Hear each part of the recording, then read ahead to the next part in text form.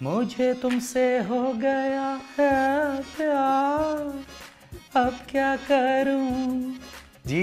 ये भी और इसके साथ और भी बहुत कुछ, सिर्फ पप्पू के साथ।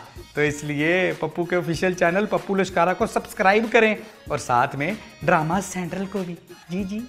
पप्पू बाय बर्थ एक बहुत बड़ा मॉडल है और बहुत बड़ा एक्टर है। तू मेरे प्यार की भी तो इंतहा देख, मुझे तो अपने पापा में भी तेरी शक्ल नजर आती है। बेटे मुंह लाली, क्या शॉट बन गए भाई। चाय तो ऐसे बिकेगी जैसे थाने में पुलिस वाले बिकते हैं और रोड किनारे सार्जेंट बिकते हैं। और लाली भी जरा ऑनलाइन टाइप की लड़की है, सब जानती है। इसीलिए तो कहते हैं फिर 5 साल के बाद आ जाएगी रखेगी, Pappu I need you, I love you.